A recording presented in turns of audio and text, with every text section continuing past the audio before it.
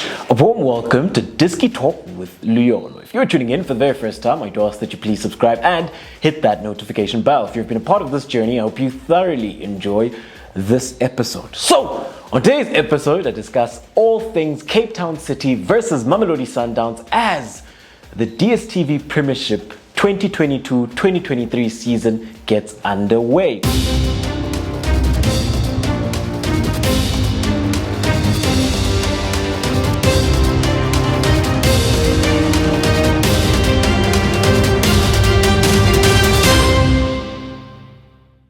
So yes, ladies and gentlemen, the first game that will be played for the 2022-2023 season will be Cape Town City versus Mamelodi Sundowns. So Dstv Premiership football is back.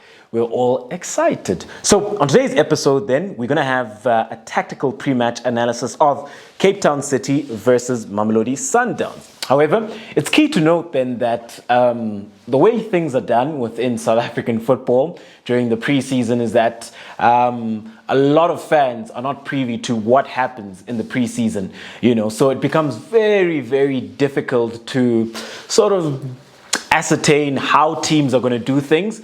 But after the first round, you then have a better picture and a better idea of how teams are going to line up. So on today's episode then, we are going to focus on the shape, and then we're also then going to look at the key players. So I'm not going to go into detail as I normally would, because then that would just be disingenuous of me, because I haven't seen them, what they've been doing in preseason. So we're going to go with more or less the shape that they would go with, and then also have a look at the key players as well. However, from next week going forward, I will have a better understanding, and so will you at home, with regards to how they're trying to set up the correct personnel, from the goalkeeper right up to the striker, and then even the players then that they are looking to use as impact players. So let's get into it then. So with Cape Town City then, last season, they did finish second, and Mamelodi Sundowns did finish first.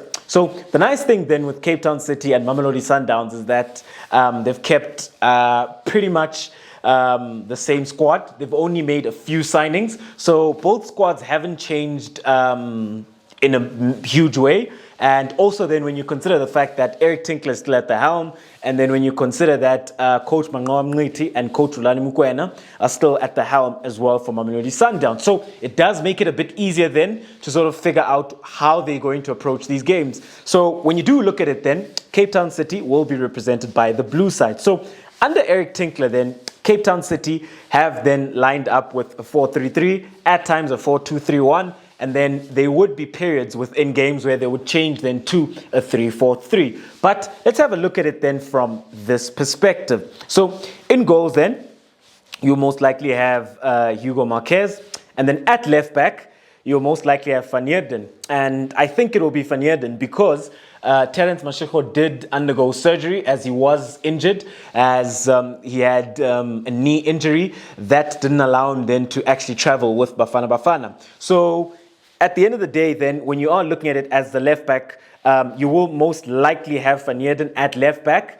That's unless if Terence Mashego has recovered. Even then, there is no report on his progress and his injury as well. So you will most likely have Van Heerden. They did sign him from Stellenbosch. And then as the left-sided centre-back, when you do have a look at the left-sided centre-back, you have Tariq Phillies. As the right-sided centre-back, you will most likely have Fasika. And then at right-back, you will have Mkhize. And then as the defensive midfielder, you do have Ambina. And then you've got Thabo Notata, who normally then plays as an 8, so he goes box to box, and he offers a lot of energy for this Cape Town City side within the midfield. And then as the number 10, then you do have Mdantsane. And then moving on then right along, as the left winger, you do have Darwin Gonzalez. Up front, you do have Mayo, and then coming off the right wing, you then have Craig Martin. So that is how Cape Town City would look to line up in a 4-3-3. However, they do also change at times to a 3-4-3. And when you do then have a look at Cape Town City in possession of the ball, they are looking then to build up very deep. So they'd open up. They are looking then to build up from the back, work it into consolidation phase, and then look to penetrate into the final third. So they are a team then that plays a very progressive, expansive passing brand of football. So when you do have a look at Cape Town City then, the three players that we're going to look at today as the key players. So I'm going to start with Fasika. So when you do look at Fasika, this is a centre-back then who is very, very comfortable on the ball. He's press resistant. He's a player then that is able then to start play from deep, from the back for Cape Town City. But his main strengths then do include physicality and being aerially dominant. So Fasika then is quite key then for this Cape Town City side with regards to offering them that stability within the heart of defense. And he's also then a threat within the opposition box, especially then when you do consider those set pieces. So Fasika then will be very key, especially considering then that he's coming up against such a star-studded attacking team that has the likes of Timbazwani, Serino, Maema Ralani, and also Peter Shalile as well. But the man that he will be looking then to keep at bay will be Peter Shalile. So Fasika then is a key player going into this game. And then moving on then right along, when you do have a look at the next player. So the next player then to have a look at then is Zim Tanzani. So when you do look at Zim Tanzani, this has been Cape Town City's best player in the past couple of seasons. He's been very consistent for Cape Town City. He scores goals and he also provides assists as well. But what are some of the things then that make him a very special player for this Cape Town City side? So firstly, he is left-footed. He's very creative. And he does then offer this Cape Town City side that qualitative and that positional superiority. So with regards to then how he looks then to position himself in between the lines when he's looking to take that ball and looking then to penetrate into the final third, he's got a killer pass. He's got an eye for goal. And this is a player then who reads the game very, very well. So when you do look at Thabo Notata, then he does not Thabo Notata, Zim Tanzani, he does offer you then that half space occupation, also then with lateral movement in between the lines. And at times he does look to come deep, looking then to facilitate play from deep pockets of space, where then he's also able then to thread those passes through. And he's also then able to break into the box and make those runs into the final third, where then he's got these very penetrative runs and his movement is also very, very good. So this is a player then who has a lot of quality for this Cape Town City side and will be key in such an encounter, because then the onus does fall onto him with regards to pulling strings from a creative perspective for this Cape Town City side. And then the next player then to look at then is Craig Martin. So when you do have a look at Craig Martin, the reason why I say he will be key is because when you have a look at Mamelodi Sundowns, especially on the left side, with regards to their left fullback, they would either have Mudiba or they'll have Laila K. So both are offensive-minded fullbacks. And both of them naturally aren't even fullbacks. Naturally, they're attacking players. So they're always then looking to get forward. And at times, they would look to overload the left-hand side. So then when you do look at Craig Martin, he isn't just responsible with regards to offering energy that way, but also then with regards to having to track back his man. So his man then will be either Mudiba or it will be Laila K. And it will be key then with regards to keeping them at bay, especially considering then that Mamelodi Sundowns will most likely have the lion's share of possession coming up into this encounter. So it's going to be very key then that Craig Martin is able then to track Mudiba or Laila K, especially considering then the creative impetus that Laila K and Mudiba would have, either one at the end of the day. And also then when you consider then how then he can also hurt this Mamelodi Sundowns side with regards to his speed, especially then when Cape Town City are looking to transition offensively and hit this Mamelodi Sundowns side on the counter-attack. So with Craig Martin then, he's going to be very important going both ways, that is offensively and defensively as well. However, when we do move on then right along, let's have a look at Mamelodi Sundowns, which will be represented then by the red team. So when you do look at Mamelodi Sundowns, then this is a star-studded side, and there are so many players and so many options that they could go with. However, I will go then with what I think is their strongest 11, and the 11 then which was very consistent throughout last season. So in goals then, you will most likely have Onyango. At right back, you will have Khuliso Mudau, and then as the right-sided centre-back, I do think that you'll have Rushin Duruk, and then you have Musa Lebusa. And then at left back, I do foresee Mudiba starting, especially considering that he finished off the season very strongly. And there was also then a pre-season game then where Mudiba actually did start. So I do foresee that Mudiba is starting to gain momentum with regards then to making this spot his own. And then moving on then right along within the heart of midfield. So with Mamelodi Sundowns then it has been somewhat of a 4-2-3-1 shape. At times it does look like a 4-2-2-2, but they have been playing then pretty much with a double pivot. However, we do know that they can also play with the three-man midfield. But I do foresee Andile Jali starting alongside Mabowe. If not Mabowe, then you will most likely have Mukwena. And then when you do move on then, right along, coming off the right-hand side, could have Mayema, Zwane, and Ralani. If not Ralani, then you could have Serino coming off that side. And then you do have Peter Shalulile. But what's key to note then with this Mamelodi Sundowns front 3/front 4 is how much they intertwine with regards to their movement, with regards to their synergy, and the passing patterns and the movement patterns as well. You know, that's what makes them very dangerous, because they would constantly rotate. So at times you would see Shalulile starting off the left-hand side, only for him to drift late into the box. At times, you will see Zwane going, drifting to the right-hand side, and then he would be looking to drift inside. So they are then a front 3/front 4, which is always looking then to drift and always looking to cause a lot of confusion for the opposition defense. And also then when you consider that this Mamelodi Sundowns side, they do tend to have those central overloads, where then they are looking then to have numerical superiority. So a lot of the times then you will see them then drifting into the center of the pitch. That is the central channel of the pitch. And you could very well see that. Then you would have Mudau looking then to offer the width on the right-hand side. And on the left-hand side, sometimes, if it's Lake, you will be looking to offer the width. But with Mudiba, a lot of the times, Mudiba does look to invert. So then they would have that numerical superiority within the heart of midfield. However, when you do move along then and have a look at the key players for this Mamelodi Sundowns side. So when you do have a look at it then, Rushin Duruk. So with Rushin Duruk then, this is a player then who's been doing very, very well for Mamelodi Sundowns, and a player then who keeps growing in leaps and bounds. So when you do have a look at Rushin Duruk at the heart of defense, he'll be key then with regards to ensuring that he is able to keep that clean sheet, and also then very important with regards to defending his box and being able then to marshal zone 14, so which is that area which is also a danger zone. And he's quite key then with regards to starting play from the back, as amongst the centre backs at Sundowns, I would say that he is the most comfortable on the ball with regards to progressing the ball within those deep pockets of space. And this is a player then who is press resistant.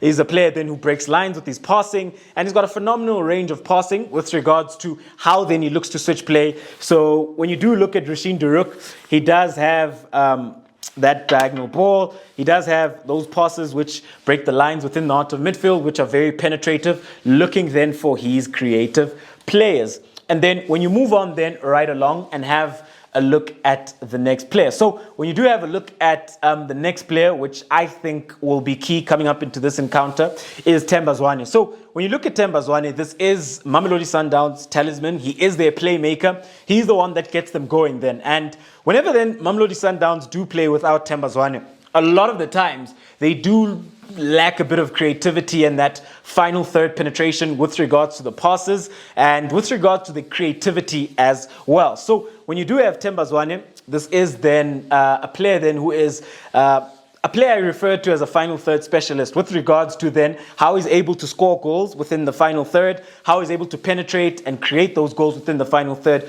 With Timbazwani then, he offers you that qualitative and positional superiority. With regards to then how he looks to position himself in between the lines, he's also key then with regards to ensuring that he's able then to create those overloads within the heart of midfield. At times, he will drift wide. So he is a player then that is very, very difficult to pick up. Sometimes he will drift to the left-hand side, and then he also breaks into the box. He's also a very good finisher once he gets into the box. So he's the player then that makes things happen for this Mamelodi Sundowns side.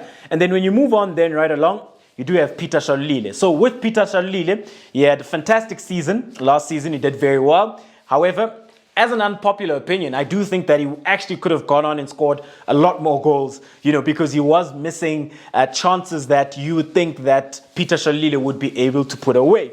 But coming up into this season, he will be looking then to surpass that mark, which then he was able then to achieve last season. So when you do look at Peter Shalulile, then this is such a hard-working player and a striker then who offers Mamelodi so much with and without the ball. Without the ball, with regards to how he's looking to press, because Mamelodi Sundowns do look to institute a high press. And also then when you consider then how he would be looking then to sometimes start from the left-hand side and look to drift in, sometimes start off the right-hand side and then drift late into the box. So sometimes he doesn't have your orthodox movement and orthodox positioning and spatial occupation that a striker would with regards to pinning the centre-backs. Sometimes he's looking to start wide and then drift into the box a lot later. So when you do have a look at how this game will play out, so how I foresee this game playing out is that Mamelodi Sundowns will have the lion's share of possession. I do see them dominating on that front.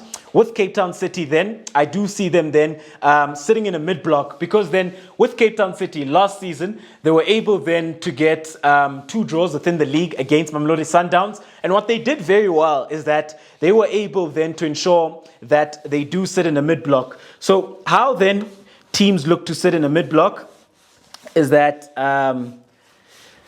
so their mid-block would,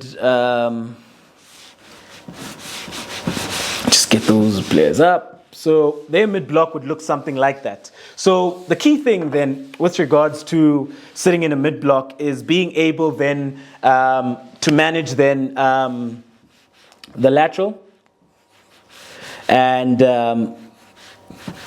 the vertical spaces in between the lines. And once you do this effectively, it becomes very difficult for the opposition to look to break you down. And what then this also does is that it entices the opposition to look to play that ball in behind. Because then a lot of the times the opposition would obviously see this space. So when they see this space and you've got players such as Shalulile who've got that speed to run in behind, they would be looking then to play that ball. But the thing is about playing that ball, it has to be a perfect ball. Otherwise what happens is they play that ball and then keeper comes out to collect. Or sometimes they play that ball and then it goes out of play. So what Cape Town City have been doing very well in the past against Mamelodi Sundowns is that they'd institute this mid-block, where then they were able then to ensure that they were able to control the spaces laterally and vertically in between the lines. And they would ensure that whenever then the ball does work its way into consolidation phase, so that would be into the midfield, they would apply sufficient pressure. But when Sundowns then have the ball in that area, in that region, they wouldn't be looking to press. But from a goal kick then, when Mamelodi Sundowns do look to build up, they would build up in sort of that manner. Then Cape Town City would be looking to press them high up. But when Mamelodi Sundowns are able then to start progressing the ball, Cape Town City would drop to this mid-block, which is what then has unsettled Mamelodi Sundowns in the past couple of fixtures that they've been involved in. And I think that could also be a key with regards to unsettling them, because what Cape Town City do very well is that they upset their rhythm in regards to build-up play and progressing the ball. So then they can't find that passing rhythm and they can't quite find that tempo. So even if they may keep the ball for longer periods, but they can't find that tempo with regards to penetrating then and being able to work it from midfield and penetrate into the final third. So overall then, I do foresee a very entertaining encounter between Cape Town City and Mamelodi Sundowns, as it is number 2 versus number 1. At home, do let me know, what do you think this game will play out like? And also do let me know, who do you think are some of the key players within this game? And yeah, at the end of the day, I do foresee a high intensity encounter, and an encounter where then it will be a chess game, and it will be very, very tactical. We could see Cape Town City then even looking to change the shape and the structure, because that's what Eric Tinkler has done. He's adapted very, very well from that regard. With Mamelodi Sundowns, then they could be looking to bring some exciting players off the bench, namely a Sipho Mbule, who they've signed. You have Kapinga. If Serino doesn't start, there is Serino, who can always come off the bench. So I do foresee then a mouth-watering encounter. Ladies and gentlemen, thank you very much for tuning in to yet another special episode of Diski Talk with Liolo. Signing out.